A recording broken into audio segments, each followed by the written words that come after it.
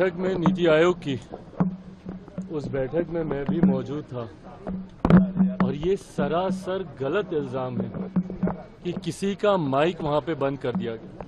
पहली बात तो जब ये विपक्ष बोलता है कि माइक बंद कर दे, उस माइक का कंट्रोल वहां पे बैठे किसी भी व्यक्ति के हाथ में नहीं होता है, उस व्यक्ति के खुद के हाथ में होता है।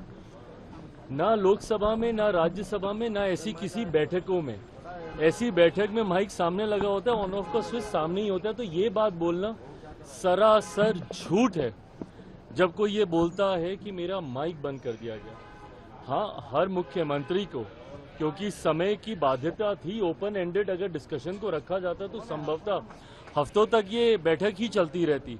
ऐसे में हर मुख्यमंत्री से ये विनम्रता पूर्वक आग्रह किया गया था कि अपनी बातों को संक्षेप में एक तय समय सीमा के भीतर रखा जाए। जब वो समय सीमा पूरी हुई, सिर्फ एक रिमाइंडर के तौर पर उनको जरूर, जैसे तमाम मुख्यमंत्री को दोबारा से नोटिफाई किया गया कि भाई आपका समय समाप्त हो रहा है, इस तरीके से। बट उसके बाद जिस तरीके से बंगाल की मुख्यमंत्री ममता बनर्जी जी एकदम से उत्तेजित होकर उस बैठक को बीच में ही छोड़कर चली गई, मुझे लगता है ये आचरण गलत है। अगर आपको अपनी बात को रखना भी है, कोई नाराजगी भी है, तो आप वहीं पे रखती ना, बोलती कि अभी मुझे और बोलना है, मुझे और कहना है। हम सब वहां पर मौजूद थे। प्रधानमंत्री जी स्वयं उनको सुनना चाहते थे, वित्त मंत्री जी स्वयं वहां पे मौजूद थी, वो भी चाहती थी कि भैया क्या बजट को लेकर वो अपनी बातों को रख रही हैं। बट जिस तरीके से उनका आचरण था, इससे ऐसा लगता है कि विपक्ष की पहले से ही ये सोची समझी एक रणनीति का ये हिस्सा था कि वो जाएंगी, हंगामा खड़ा करेंगी और नीति आयोग जिस मकसद के साथ हम लोग वहां पर बैठे थे, उसके मकसद को डाइवर्ट कर सिर्फ अपनी ओर पूरा ध्यान केंद्रित करने के उद्देश्य से ये इस तरीके की कार्रवाई की गई है। कांग्रेस के साथ 4 सीएम ने बैठक को अटेंड नहीं किया, कहा बॉयकॉट कर दिया और उन्होंने कहा कि हमारे साथ बाकी स्टेट के साथ नाइंसाफी हुई है जिस तरीके से बजट आया है। भाई मेरी समझ के परे है। अगर आपको ऐसा लगता भी है, किसी भी राज्य को अगर ऐसा लगता है कि उनके साथ नाइंसाफी हुई है, तो यही वो उचित फोरम है ना। नीति आयोग की बैठक ही वो मंच है जहां पर जाकर आप प्रधानमंत्री जी के समक्ष अपनी शिकायतों को आप रख सकते थे। इस मंच पर जाकर अपना ऐतराज आप दर्ज करा सकते थे, अपनी आपत्ति आप दर्ज करा सकते थे।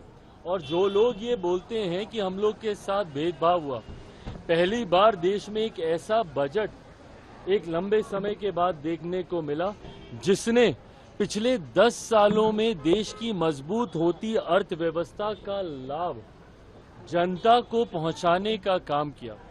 इसमें जहां प्रमुखता से देश के गरीबों का जिक्र किया गया, अन्नदाता का जिक्र किया गया, नारी शक्ति का जिक्र किया गया, युवा शक्ति का इसमें जिक्र किया गया। ये ऐसे सेक्टर्स हैं जिसमें प्रमुखता से उनको लाभ पहुंचाने के लिए योजनाओं की और राशि की घोषणा की गई। जो राज्य कहते हैं कि उनके साथ अनदेखी हुई, क्या उनके राज्य में गरीब नहीं है? क्या उनके राज्य में महिलाएं नहीं हैं? क्या उनके राज्य में किसान नहीं हैं? क्या उनके राज्य में गरीब वर्ग से आने वाले युवा हो, महिलाएं हो, किसान हो, क्या ये लोग नहीं हैं? तो सिर्फ राजनीतिक हंगामा करने के लिए, और मैं दावे के साथ कहता हूं कि भाई ये लोग पिछले बजट भी निकाल कर दिखाएं कि किस किस राज्य को कितना कितना आवंटन किया गया है जब सरकार कांग्रेस के नेतृत्व में चल रही थी। यूपीए की सरकार हो या उसके पहले की सरकार हो, कितने राज्यों का जिक्र किया गया। और मुझे ताज्जुब तो सबसे ज्यादा राजद और कांग्रेस पर होता है। क्या राजद को खुशी नहीं होनी चाहिए कि भैया बिहार को एक बड़ी राशि आवंटित की गई है, इंफ्रास्ट्रक्चर डेवलपमेंट को लेकर हो, यहाँ पर सड़क को लेकर हो, पुल के निर्माण को लेकर हो। बिहार की सबसे बड़ी समस्या बाढ़, जिसका जिक्र हमेशा मैंने बिहार फर्स्ट, बिहारी फर्स्ट के माध्यम से मैंने किया। उस बाढ़ को लेकर लगभग 11,000 करोड़ की राशि अलग से आवंटित की जाती है। ऊर्जा को लेकर अलग से राशि आवंटित की जाती है। इंफ्रास्ट्रक्चर को लेकर राज्य में अलग से राशि आवंटित की जाती है। तो भैया अगर बिहार जैसा राज्य, जिसके लिए लंबे समय से हम लोग भी मांग करते थे भैया कि बिहार को विशेष राज्य का दर्जा मिलना चाहिए, बट स्पेशल कैटेगरी स्टेटस जब तक नहीं मिलता है, ये मांग भी हम लोग की थी कि बिहार को एक स्पेशल पैकेज मिलना चाहिए। आज मैं धन्यवाद करूंगा माननीय वित्त मंत्री जी का, और विशेष तौर पर मैं धन्यवाद करूंगा मेरे प्रधानमंत्री आदरणीय नरेंद्र मोदी जी का। मैं अपनी तरफ से, अपनी पार्टी लोक जनशक्ति पार्टी रामविलास की तरफ से प्रधानमंत्री जी और वित्त मंत्री जी का धन्यवाद करूंगा कि एक लंबे समय से जो बिहार और बिहारियों की मांग थी, उस मांग को सुना गया है, उस मांग को पूरा किया गया है। अगर इस पर भी अगर राजद और कांग्रेस को अगर ऐतराज है, तो ये वही लोग हैं जो कतई बिहार का विकास नहीं चाहते हैं।